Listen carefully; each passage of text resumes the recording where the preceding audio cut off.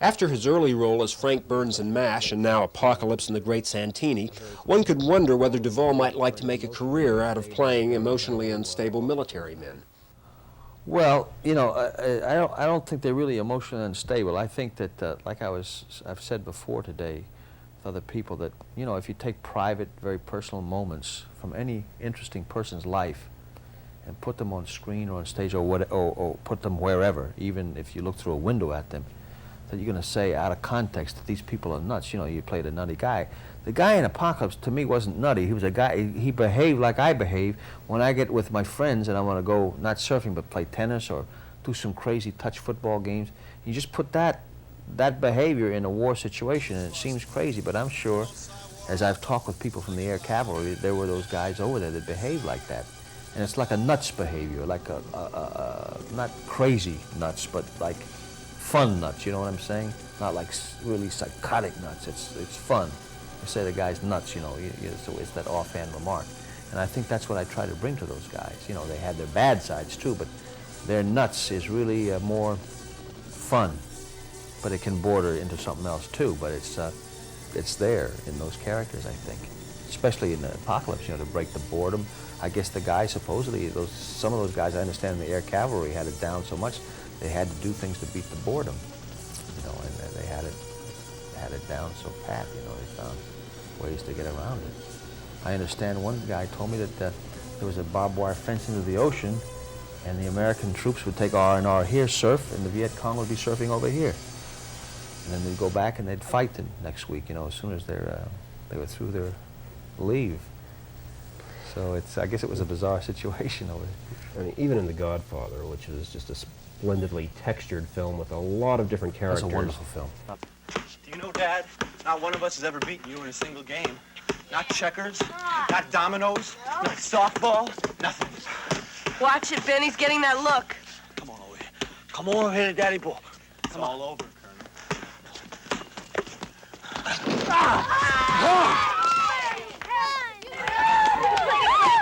Get out of here before I knock every freckle off your face. That's mean. Well, a lot has been made of the fact that Santini is your first starring, quote, in quotes, role, where you have top billing. Well, I've had him in other films. That's not quite true. I've had him in other films. But this is the first starring part in a film that they hope might be commercially successful. I had a few others that just didn't quite do that well. But this is the first to know.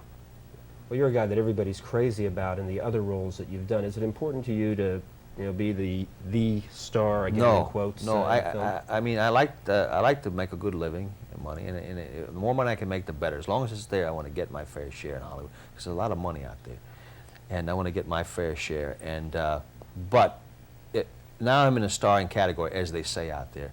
I still want to be able to go back and do the second or third part if it's a better part. I don't want to be stuck in just the leading part. That's why I've never really pursued my career that intensely to get in that position, because, you know, whatever's the best part, why not go with that? I feel that.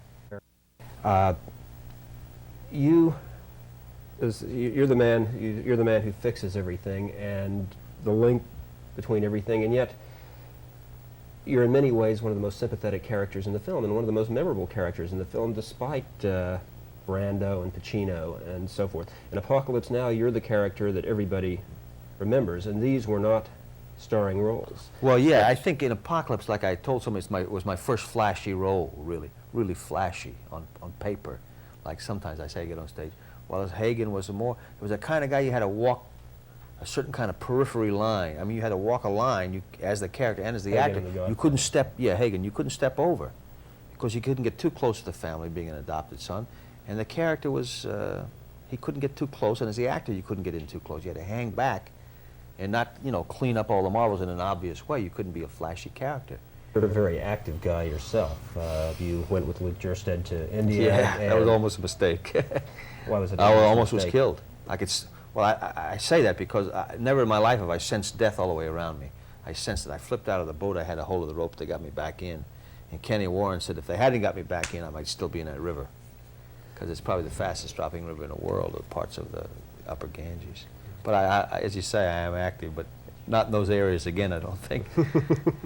Okay, but you're a very active guy, and sometimes you play very flashy characters versus some of the more muted characters, 7% Solution, Godfather. Do you have a preference? If it's really, I'm looking to do new things. I'm always looking to do different things. And if it's a good character, then I like to pursue it from that point of view, you know. And I don't know what's next a lot for me, but you know, if it's really, I'm looking to do new things. I'm always looking to do different things, you know. Like the most opposite of Santini was a film I did Tomorrow from a Faulkner short story that I did as a play first. Horton Foote, the Texas playwright, who gave me was responsible for my first part in To Kill a Mockingbird. He wrote that. He made the adaptation. I played like a dirt farmer from northeastern Mississippi who raises a little boy and then is taken away from him. It's like it crushes his whole life, but he's a very, I remember I saw a guy in southern Missouri. A critic says, "Oh, people don't talk like that." But I saw a guy in southern Missouri, talk like a damn cow, talk like this. So I did the whole performance like this, a very bold thing to do, but I did the whole performance like that because I'd seen guys like that in parts of rural America. And that was like a very closed guy, but all these emotions, you had to detect them. You couldn't see them visibly. You didn't articulate these emotions. But that was like it was like an opposite of Santini, but Santini was the other way.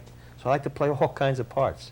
They interest me. Do you have a particular sort of role that interests you that you'd really like to play? I never know it until I see it. I don't go looking for parts so much. When it comes to me, then I know it when I see it, but I want to play some interesting kind of Western again sometime. Yeah, I want to get back to something like that.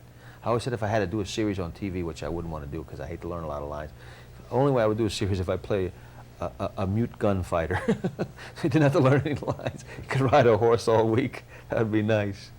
But maybe something to do with horses and Western. I don't know yet. I'll know it when I see it, though.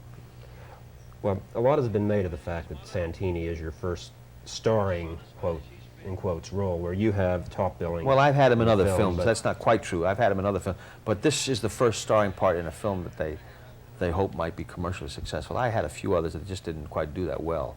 But this is the first in a... Well, you're a guy that everybody's crazy about in the other roles that you've done. Is it important to you to be the star, again, in quotes? No, film? I mean, I like to make a good living and money, and the more money I can make, the better. As long as it's there, I want to get my fair share in Hollywood, because there's a lot of money out there, and I want to get my fair share. And but now I'm in a starring category, as they say out there. I still want to be able to go back and do the second or third part if it's a better part. I don't want to be stuck in just the leading part. That's why I've never really pursued my career that intensely to get in that position, because whatever's the best part, why not go with that? I feel that. If Bull Meacham had been the second part to another part, I'd rather have played Bull Meacham. Well, as far as your fair share and your prominence as an actor, I think your fair share is a pretty big piece of the pie. Thanks an awful lot. Thank you very much. Nice talking with you. Great talking to you.